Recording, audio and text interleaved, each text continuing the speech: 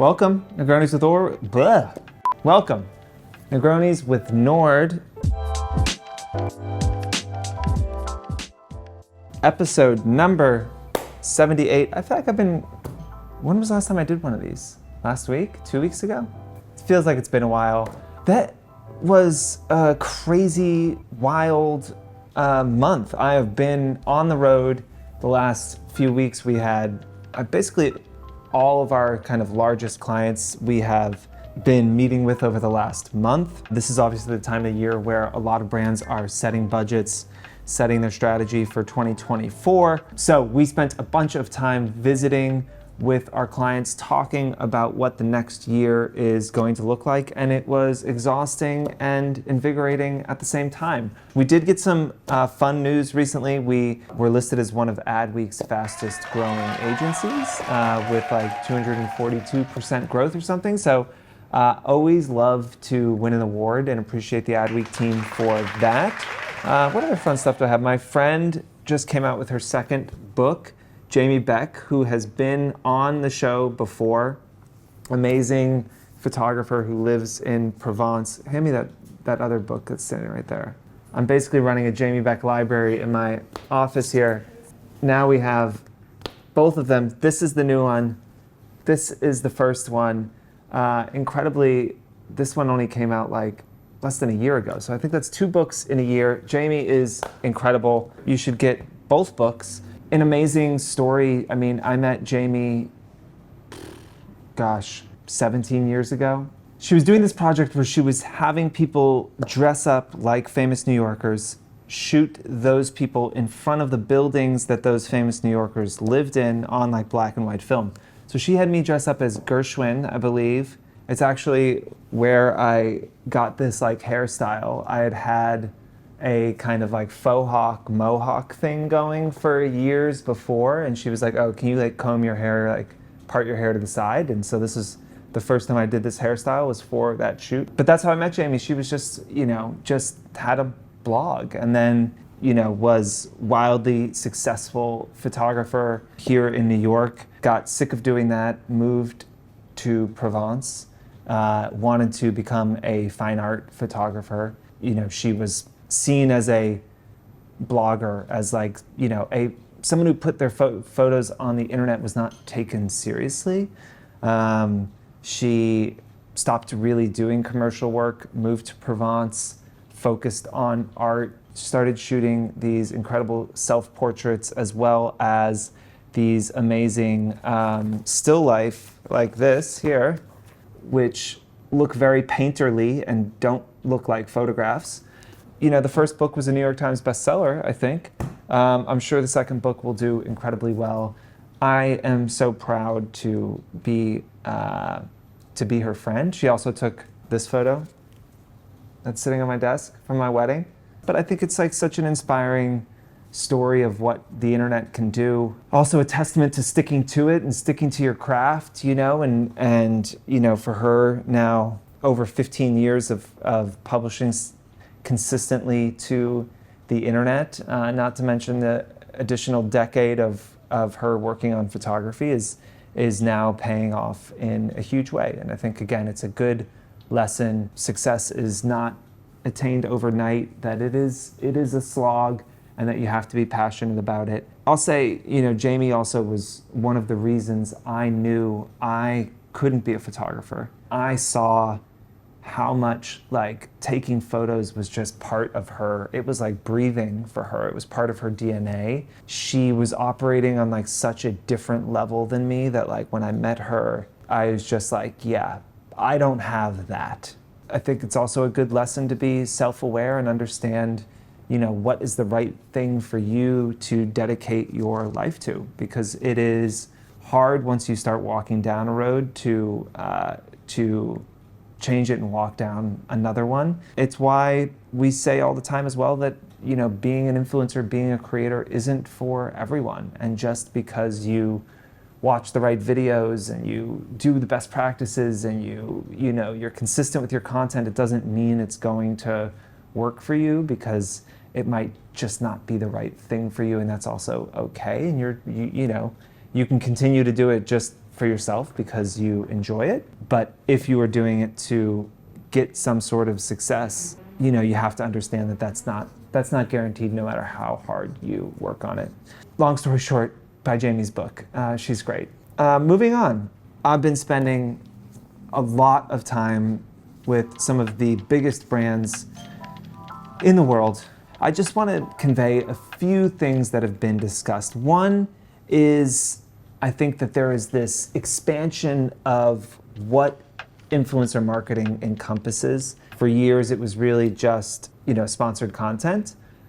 Increasingly, brands are trying to consolidate not just the sponsored content they're doing, but also the gifting and seeding that they're doing. UGC, you know, connecting with the paid teams for their paid content.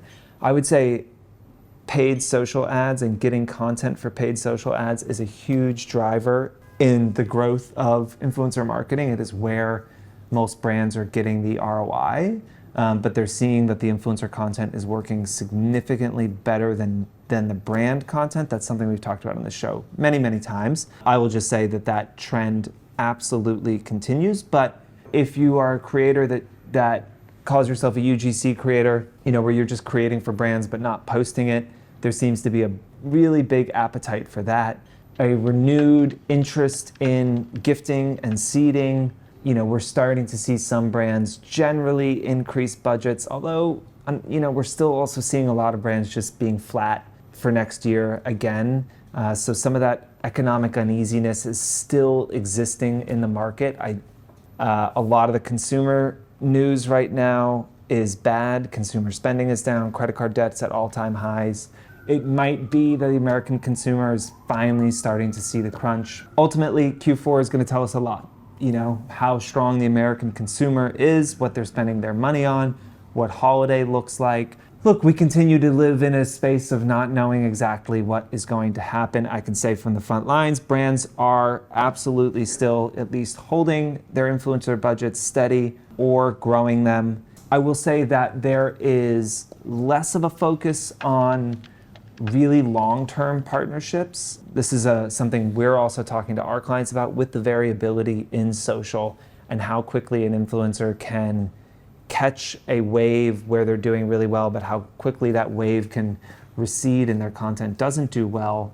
We are still doing long-term, year-long contracts. We still believe that that is important. Increasingly, brands are asking for, well, can we do 3-month, 6-month contracts with options to renew them rather than long-term? Brands want to make sure that an influencer continues to perform over the course of an entire year. You know, there's so many more influencers than there were even a couple of years ago that brands feel like, well, as paid becomes more important, they don't want to have the same person over and over in their paid content. That's something our travel clients say as well, is that like they can't use that many assets from the same creator because then their feed starts to have the same person in it over and over again.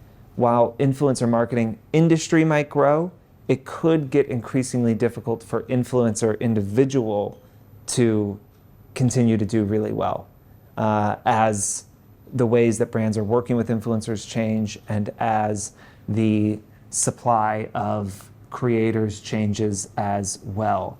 I'll say another trend is that there's an increasing focus on being as specific about what creators and influencers in your program are meant to do. It used to be that we want someone who can drive awareness, who can drive sales, who we can repurpose their content for organic and paid usage, can shift brand perception or something, right? And we would have to find one person who could do all of that, which is obviously impossible, but like increasingly as these budgets grow, they're being much more specific about like, okay, these are the partners that we hope will go viral.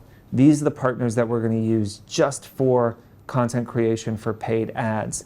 These are the partners that we feel like can convert and drive link clicks and sales. These are the partners who we feel can really storytell and shift our brand's perception. And we are changing the way we're briefing influencers, the way we're selecting influencers, and the way we're building campaigns to think about it almost like a baseball team or something, where there are different roles and we are trying to fill people for those very specific roles. And so the like all-arounder influencer becomes less valuable, less important in the like stack of what you're doing and who you're working with.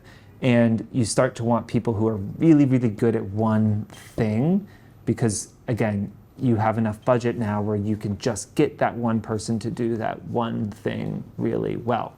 I don't know how that changes maybe what you are doing, but just understand how brands are changing the ways that they are thinking about this work and how they're going to spend their money next year. We have some new rules coming out. If you've been with us for a while, you know we have our ambassador rules that we released 3 years ago. We have a new set of rules that will be coming out here in the next month or so. We're going to talk a lot about that in the upcoming weeks. You know, the world that existed 3 years ago, it's still there, but it's a foundation for a new world that's been built on top of it, right? So I wouldn't say that like we tore the house down and are building a new house, but more that like we built a 3-story building and now we're putting another 10 stories on top of that building. But the world has changed quite a bit. I don't have to tell you all that. And the speed in which clients are changing the way that they are working is accelerating quite a bit. And I think we're going to see dramatic changes in this space in the next 18 months. And as always, I will be here to tell you as much as I can about those changes and answer any questions that you might have. As always, it's a pleasure to be with you. Ask any question you like. Comment on Instagram, YouTube, send us a DM. We will answer it, and we'll see you next week. Like in high school, I almost exclusively listened to hip hop. So I missed the whole like punk emo thing. On Tumblr, that's when I became a punk. Well, you know, when you were on Tumblr becoming a punk emo, I was like starting this business and like 28 years old. So, you know, I really do like the like sad girls. I like, you know, Phoebe Bridgers and Soccer Mommy. Any sad girls is like I'm super into it. You know, Olivia Rodrigo. I love.